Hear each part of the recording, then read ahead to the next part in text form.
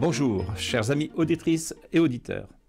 Je vais vous parler aujourd'hui des paradis fiscaux, et plus précisément de la lutte des libertariens à l'égard de l'État-providence.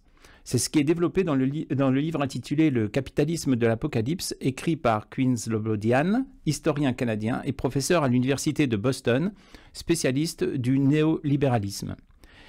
Il ne s'agit pas pour lui de nous présenter un phénomène marginal sans conséquence pour nos vies, mais au contraire une véritable philosophie politique qui combat l'État-providence et qui s'impose peu à peu au XXIe siècle en substitution à l'opposition capitalisme contre communisme qui caractérisait les relations internationales et à l'intérieur des nations au XXe siècle. À la lumière de l'effondrement du communisme en Europe de l'Est, certains pouvaient penser que la relation entre capitalisme et démocratie était évidente. Pourtant, c'est loin d'être le cas. Et nombreux sont ceux pour qui la démocratie constitue un obstacle à la croissance et à la bonne santé des marchés. À l'intérieur des nations se trouvent des espaces juridiques particuliers, des territoires anormaux. Cités-États, paradis fiscaux, enclaves, ports francs, technopoles, zones hors taxes ou pôles d'innovation. Nous commençons à peine à comprendre à quel point ces zones qui constellent le monde des nations façonnent la politique contemporaine. Depuis les années 1990, une nouvelle entité, la zone, est venue s'ajouter à l'État-nation. Le monde en comptait 176 en 1986 et en compte aujourd'hui plus de 5400, dont 1000 créés ces 10 dernières années. La majorité des zones se trouvent en Asie, en Amérique latine et en Afrique. La Chine compte à elle seule près de la moitié du total mondial.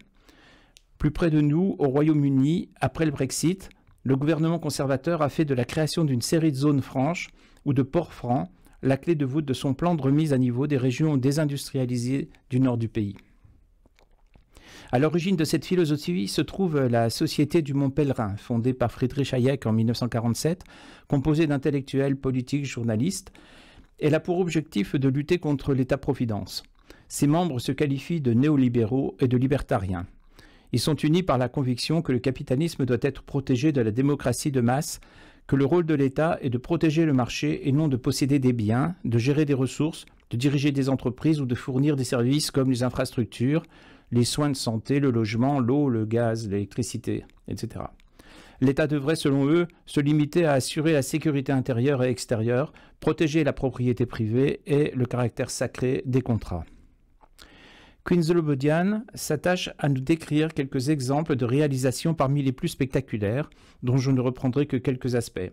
Par exemple, Hong Kong. Saviez-vous que la Chine a créé à partir de 1980 à Shenzhen, juste à la frontière nord de Hong Kong, une zone spéciale inspirée du modèle de Hong Kong, où les autorités chinoises espéraient attirer plus de 300 000 personnes en l'an 2000, alors que le chiffre réel fut en fait de 10 millions et même 20 millions en 2020.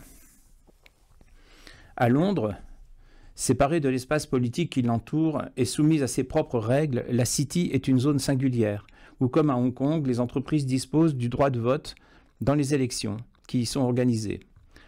Leurs 32 000 voix dépassent en nombre celles des 9 000 habitants. À l'île aux Chiens, un ancien quartier de l'entrepôt du port de Londres, Londres devient la reine incontestée du marché mondial de l'immobilier pour super riches. La Chine choisit Singapour comme modèle pour créer une multitude de zones aux règles diversifiées. L'Afrique du Sud, post-apartheid, est une véritable galaxie d'enclaves privées gérées par leurs propriétaires. En 1970, le Liechtenstein compte déjà plus d'entreprises que de citoyens. Il est rejoint par les Bermudes, Bahamas et surtout les îles Caïmans. Dubaï est un modèle de capitalisme sans démocratie. Passer d'un quartier à l'autre à Dubaï revient à changer de pays où des lois distinctes s'appliquent aux différents citoyens.